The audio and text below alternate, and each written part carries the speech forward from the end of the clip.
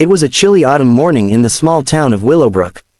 The sun hadn't fully risen yet, and the aroma of freshly brewed coffee drifted out of the little cafe at the corner of Maple Street. Inside, life was just beginning to stir, mothers grabbing pastries for their children, businessmen hurrying with laptops in hand, and a few regulars who always occupied the same corner seats. At a small table by the window sat a little girl named Lily. She was 7 years old, her hair tied neatly in two uneven braids her mother had done before rushing off to work. Her coat was a bit too big for her small frame, and her shoes were slightly worn, but her smile was bright. She had only $2 clutched tightly in her hand, her allowance that she had saved all week. Her mother had promised to take her out for hot chocolate that Saturday, but since she had to work an extra shift at the hospital, Lily had come to the cafe alone, determined to treat herself. At that very moment, a man pushed through the cafe door. His tall frame and polished suit made him stand out instantly. His hair was slightly disheveled, his tie loosened. He looked like someone who had been rushing from one meeting to another, yet still carried an aura of quiet authority. His name was Daniel Blake, a self-made millionaire and CEO of one of the most successful real estate firms in the city. But Daniel wasn't in Willowbrook for business that morning.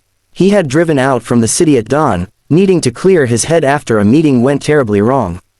Distracted and frustrated, he had lost track of time and missed a crucial appointment that could have sealed a multi-million-dollar deal. Now, he found himself in this little cafe, craving coffee more than anything. He stepped up to the counter, pulled out his wallet, and froze. His leather wallet wasn't in his jacket. Panic flickered across his face. He checked his briefcase, his coat pocket, even the floor around him. "Nothing, sir," the barista asked gently. "Would you like me to hold your order?" Daniel sighed. "No, I must have left my wallet at the office." For a man of his wealth, it was an almost laughable problem. But in that moment, stripped of money, he felt strangely vulnerable. From the little table by the window, Lily had been watching. She saw the man's shoulders slump and his eyes fall in defeat.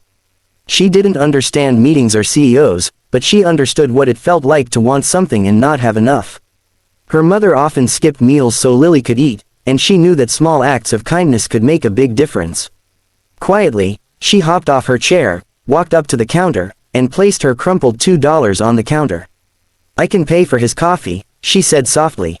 The barista blinked, surprised. "Sweetheart, that's very kind of you, but I don't mind," Lily interrupted with a shy smile. "Everyone needs coffee. My mommy says it makes people feel better." Daniel turned to look at her properly for the first time. His eyes, deep brown with a weariness that came from years of battles in boardrooms, softened. He was taken aback by her courage, her innocence. "You'd do that for me?" he asked. Lily nodded eagerly. "Yes, you look like you really need it." A small laugh escaped him, the first genuine one in weeks. "Well then, thank you, young lady. You're a lifesaver." The barista handed him the steaming cup, and Daniel accepted it gratefully. He crouched down to Lily's level. "What's your name?" "Lily," she answered proudly. "That's a beautiful name. I'm Daniel." She tilted her head, studying him. "You look like someone who's sad. Did you have a bad day?" Her innocent question hit him harder than he expected. Most people saw him as untouchable, powerful, a man who never faltered.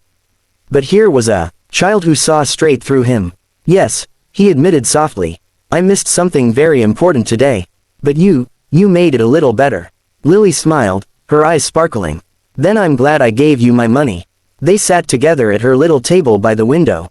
She told him about her school, her favorite storybooks, and how she wanted to be a nurse like her mommy when she grew up. Daniel listened with rapt attention, feeling an unfamiliar warmth spread through his chest. There was something about her eyes, her laugh, even the way she scrunched her nose when she was excited, that tugged at something deep inside him. A memory stirred. Years ago, before his empire, before his relentless ambition consumed him, he had been in love.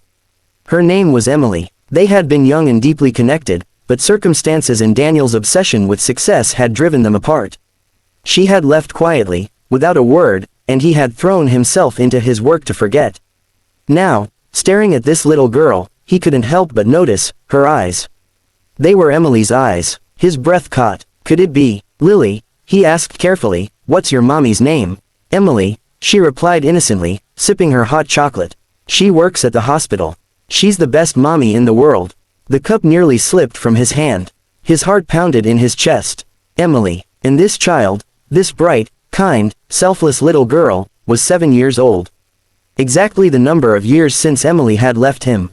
His voice shook as he whispered, "Lily, do you know if you have a daddy?" Lily shrugged. "Mommy says he wasn't ready to be a daddy. But it's okay. I don't need one." Daniel's throat tightened. He wanted to tell her the truth right then, but the words stuck.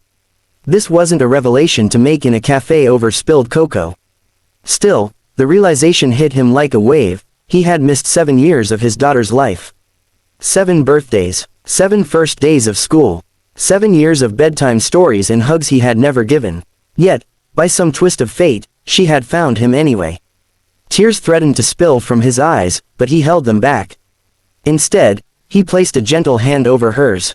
"Lily," he said, his voice thick with emotion, "you have no idea how much you've given me today." She grinned. "Just a coffee." "No," he whispered, "much more than that." Just then, the cafe door opened again, and Emily rushed in, still in her nurse's scrubs, her face flushed with worry. "Lily, I told you not to run off without telling me." Her words stopped cold when her eyes landed on Daniel. Time froze. "Emily," he breathed, her lips parted, trembling. "Daniel." The air between them was thick with unspoken history, regret, and something else, hope. Lily looked between them, confused but curious. "Mommy, do you know Mr. Daniel?" Emily's eyes glistened as she looked at the man she had once loved, and at the daughter they shared.